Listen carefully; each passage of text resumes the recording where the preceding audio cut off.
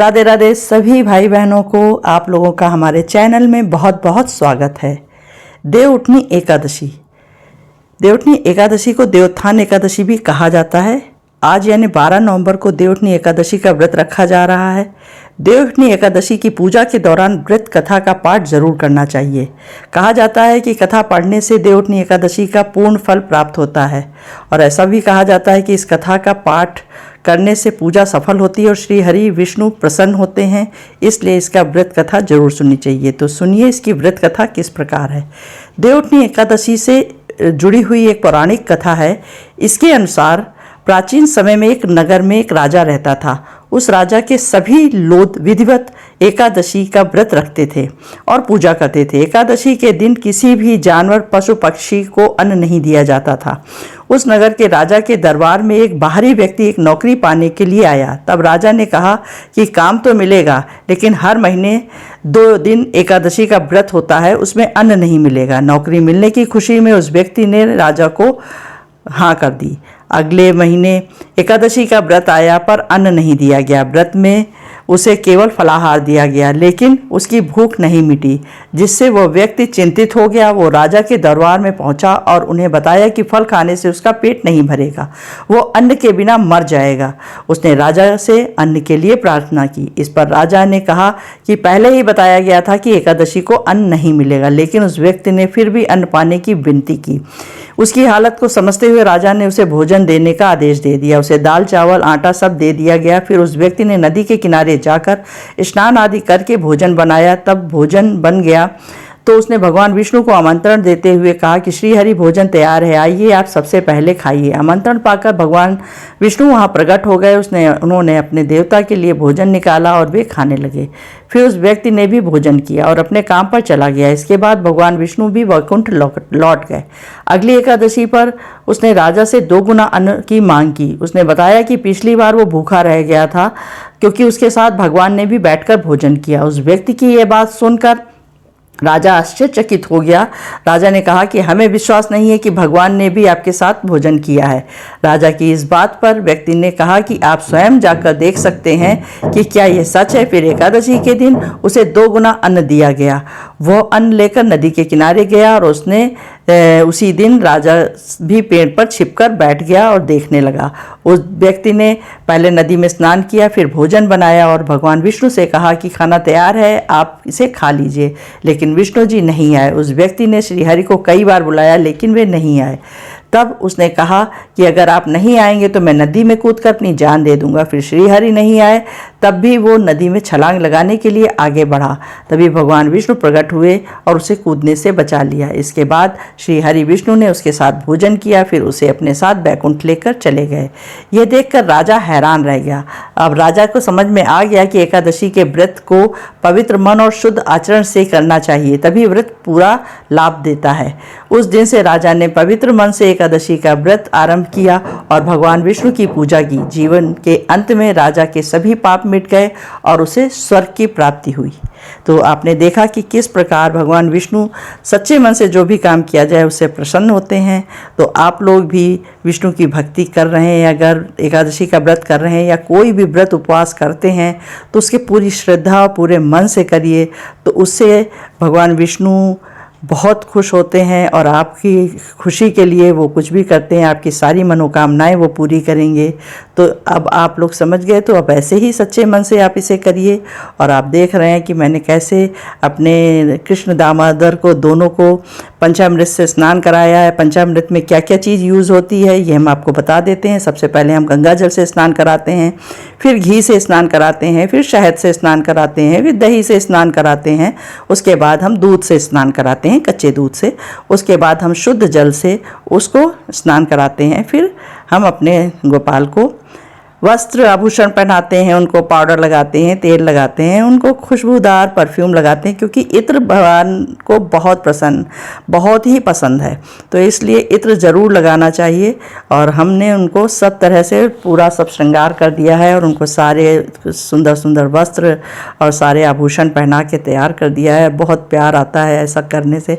माँ के जैसे बिल्कुल पालना होता है लड्डू गोपाल को, तो हम भी बिल्कुल वैसे ही लड्डू गोपाल को पालते हैं। और उनको तैयार करते हैं, उनके साथ सजावट करते हैं, रोज़ तैयार करते हैं। वैसे तो रोज़ स्नान कराते हैं, पर एकादशी को उनका विशेष श्रृंगार होता है और पंचामृत से उनका स्नान भी होता है। अब देखिए, सजावट करने के बाद उनको हम उनका आईना दिखा रहे हैं कि उनको बहुत खुशी होती है कि माँ ने हमको कैसे तैयार किया है। एक बच्चे को हमेशा एक्साइटमेंट रहती है कि हम ये कपड़े पहने, वो पहने, ऐसे तैयार हों। तो बस आप माँ के भाव से, माँ बाप जो भी है, अगर कोई पुरुष है तो वो पिता के भाव से ऐसा कर सकता है। तो इस तरह से करके आप अपने लड्डू गोपाल को बढ़िया से सब पूरा स्नान करा के और पाउडर क्रीम और सब कुछ लगा के, इत्र वित्र लगा के, देखिए कैसे हम उनके, अब जैसे एक हम मान लेते हैं, हम अपने लड्डू गोपाल का नाम रखें, एक का कृष्ण, एक का दामोदर, तो वो लोग जो है ऐसे ही भाई भाई जैसे रहते हैं और हम उनको खूब प्यार दुलार से ऐसे स्नान कराते हैं और उसके बाद उनको वस्त्र आभूषण पहना के और लाल लड़ाते हैं। उसके बाद उनकी आरती करते हैं, भोग लगाते हैं, सब कुछ करते हैं। तो आप लोग भी करिए। ये एकादशी सभी भक्तों को बहुत बहुत शुभ हो और आप लोगों के सारे सपने, सारे आपके जितने भी इच्छाएं हैं सब पूरी करें विष्णु भगवान कृष्णा। तो आप लोग भी इस तरह से ये एकादशी या और भी एकादशी आएंगी, तो अगर आप लोग एकादशी का व्रत रखते हैं तो इसी तरह पंचामृत से स्नान कराइए, सभी को पंचामृत भगवान का दीजिए। हमारे पूरे परिवार में सब लोग बहुत प्यार से पंचामृत लेते हैं और हर एकादशी को फास्ट रखती हूँ मैं और भगवान की भक्ति करती हूँ। एक बार लीन हो के देखिए भगवान की भक्ति में, बस आपको इस प्रेम से आगे कोई भी प्रेम नहीं नज़र आएगा, क्योंकि भगवान का प्रेम तो बिल्कुल अनमोल है, इसका कोई भी मोल नहीं है। तो बस ये देखिए कैसे पालने में लगता है कि बिल्कुल ऐसे वात्सल्य उमड़ता है भगवान का।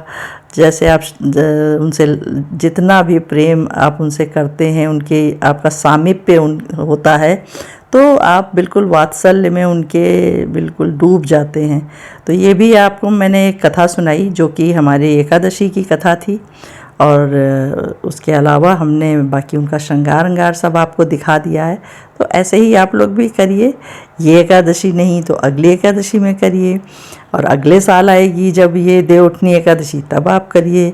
उसके अलावा जागो तापो की भी पूजा होती है हमारे यहाँ, वो लोग आदमी लोग करते हैं, तो उसकी भी वीडियो मैंने डाली है, तो वो भी आप देखते रहिएगा।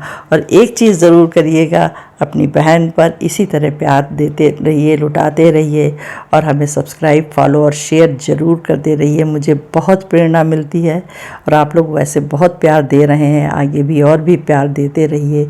हम आपको ऐसे ही सारे हिंदू के व्रत त्यौहार की सारे पूरा विस्तार से सब वीडियो और अपडेट बराबर देते रहेंगे।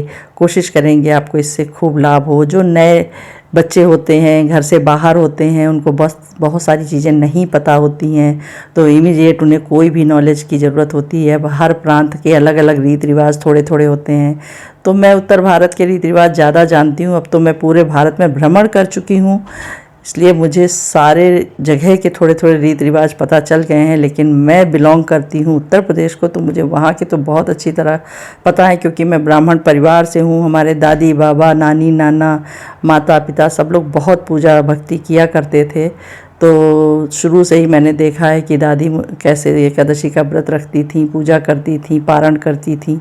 तो बस वही सब हमारे ब्लड में है, तो हमारे जीन्स में है, वही सब हम पर असर आया है, तो मैं भी करती हूँ। बस ये भोग लग गया भगवान का, अब इसके बाद हम आरती करेंगे और आप देखेंगे कि कैसे जब भी आप करोगे आपको पता ही नहीं चलेगा कि किस तरह आपका टाइम निकल गया, आपको कोई तकलीफ़ नहीं, कुछ नहीं।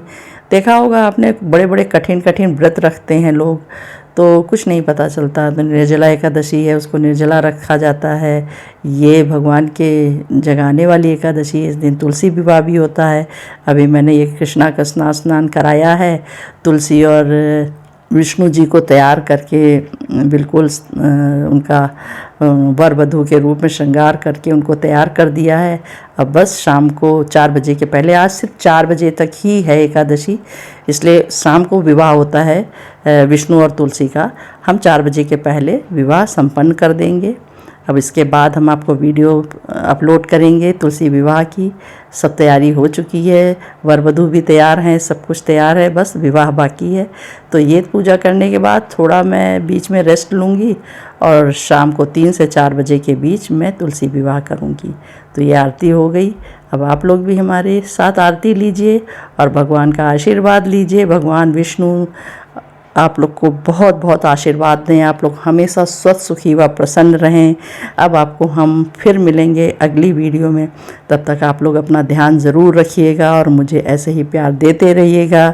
इसी तरह हमारी वीडियो को लाइक करते रहिए, सब्सक्राइब करते रहिए और फॉलो करते रहिए, इसके बाद शेयर भी करते रहिए। हम आपके बहुत ऋणी हैं। धन्यवाद आप लोगों का, बहुत बहुत बहुत बहुत धन्यवाद। अब भगवान से प्रार्थना कीजिए, जो भी आप पूजा करने के बाद प्रार्थना करना चाहते हैं, भगवान आपकी प्रार्थना ज़रूर सुनेंगे। मेरी तो बहुत सुनते हैं और मैं कहाँ से कहाँ पहुँची हूँ ये सबको शायद हमारी वीडियो अगर आप देखेंगे तो आपको पता चलेगा कि भगवान आपकी हर मनोकामना पूरी करेंगे। अगर आप सच्चे मन से कोई भी मनोकामना करते हैं तो आपकी मनोकामना कभी भी खाली नहीं जाएगी, भगवान ज़रूर पूरी करेंगे। तो बस हाथ जोड़कर थोड़ी देर भगवान के पास एकदम बस उनसे जुड़कर बैठ जाइए कि बस सोचिए दुनिया में और कुछ नहीं है, हम हैं और हमारे भगवान हैं। उनके साथ प्रेम पूर्वक कुछ देर दिल से दिल मिलाकर बैठिए, भगवान आपकी ज़रूर सुनेंगे। अपनी सारी कथाओं में आप सुनते ही हैं कि अगर सच्चे मन से भक्ति की जाए तो भगवान ज़रूर सुनते हैं। अगर आपको कोई दुख तकलीफ़ है तो कोई नहीं उसका निवारण करेगा, सिर्फ भगवान उसका निवारण करेंगे। तो चलिए मिलते हैं फिर आपको। राधे राधे।